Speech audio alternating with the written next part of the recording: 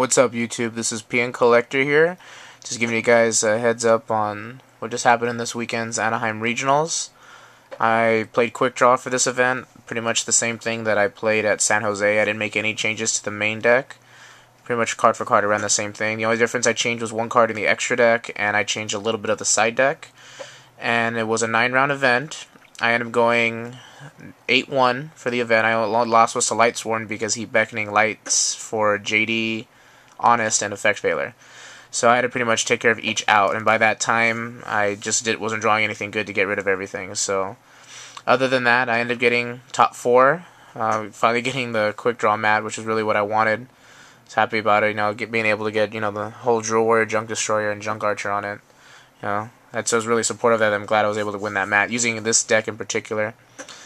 As I said for the event, I pretty much ran the same deck as I had before. The only difference is that I took out the Goyo Guardian in the extra, and I decided just to run a Chimeric Fortress, just for side deck space, for utility-wise, because I didn't really feel that I was using the Goyo Guardian at all, unless I was really doing big pushes. And for the most part, Brownak pretty much did all the work for me, so I felt that it was not a necessary card to be in there, and it would give me more room for other cards to be placed into it. Now, for the most part, everybody was probably concerned with what I was more or less side decking for this event. Now, from the last time, like I said, the side deck has pretty much been the same. The only difference is I've changed a very few slight cards. I still run the 2 Snowman Eaters, because in my opinion, Snowman just is one of the best anti-meta based cards. It helps deal with a lot of the struggles that most anti-meta decks give, and his sheer 1900 defense, popping a card, just gives a lot more utility. I got 2 Cyber Dragons, pretty much just to help for pushes against Machinas, and which I did play, and they did become very useful, and they also help too against some decks like Blackwings and Enigmatic pushes. 2 Doom Caliber Knights, usually against Mirror Match, and if I play against decks that really focus based on monster lineups like Mirror Match as well, helps get through that. I took out the 2 Solemn Warnings, and I decided to main 2 Consecrated Lights. Now, the reason why I decided to go with Consecrated Light is because I know Blackwings is always a big struggle with the deck, and if you learn to drop Consecrated at the correct time, you can pretty much prevent Blackwings from really doing anything to you, baiting out any like Thunder Kings, Raikos, or even Cyber Dragons that they side deck for you, which is why I really felt to be very pushed and useful. Plus, I also played an Affinity deck that day, so it pretty much came in helpful to kind of stun that. I still side decked the 1 Reaper for against X-Sabers or against anti-meta, and it still proves to be really powerful. I played against 5 X-Sabers in the tournament, so I pretty much side decked it in every game, and usually you side out the 2 Raikos and like a charge, and you can put the 2 Snowmans and a Reaper in against the X-Sabers because they're going to side crossouts against you. So it proved to be a better play and helped against things, so I wouldn't lose too many cards. Run 2 My Bodies as a shield. I had 1 in before, but I felt to put in 2 just to deal with in case Blackwings. I don't want to have another deck devastation virus incident, because in the tournament in San Jose, a guy +4'd me with it, so I just wanted to make sure that didn't happen again. And of course, it helps to get a little bit against Lightsworns and that. Popping the JD. I still run the 2 MSTs. I did not use it at all, actually, that entire weekend, surprisingly. So I may or may not take them out for the future events. I'm not sure, but for the most part, they're there because they're almost a necessity, pretty much, against certain decks.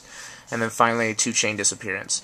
2 Chain Disappearance were good. I didn't use them again this entire weekend. I didn't play any Mirror Match, surprisingly. I played round 1 Blackwings. Then I played 4 X-Saber decks. Then I played an Infernity deck. Then I played a Machina deck. Then I played a Lightsworn, then I played another X-Saber deck, and then I played another Lightsworn deck.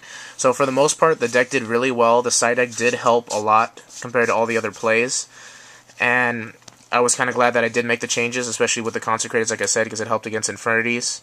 And for the most part, everything went pretty much smooth. I was very surprised I played that many X-Saber decks because I was getting used to it. I think after San Jose, I kind of got used to dealing with having to deal with X-Saber after X-Saber. And it just proves to show you that Effect Veiler is so powerful in that matchup. Every game I had a guy go Cold Wave, Bogger Knight, and I'm like Effect Veiler, and then from there you just capitalize. And it just shows the sheer power of how the deck can utilize itself. And, like I said, I made top 4, so we ended up getting, the binder and stuff like that. And then I ended up picking up these tokens here, which are the Dandy tokens, the Happy and the Sad tokens, from one of those gentlemen that was actually from Japan that was visiting our regionals for the area and actually going to start playing again. He actually had a very good collection of Japanese cards, very good, and actually a lot of good selection of everything else like sleeves and cards. So it was pretty good in that. And pretty much, like I guess I said, for the most part, it was pretty much a personal accomplishment to get this mat, and it was the reason why that I had to play this deck in particular, because it's not every day you build something and Konami turns it into a mat like that. And this was pretty much my whole wanting and desire to get further into this game and show how much I can accomplish a lot from this. So if you guys want to check out the main deck from the San Jose, it's on my channel. I'll leave a link on the bottom for you guys. Go ahead and check it out. Like I said, nothing pretty much has changed except for the extra deck with it and the side deck. So if you guys need any questions, comment. Remember guys, please rate, comment, subscribe. This is PN Collector signing out.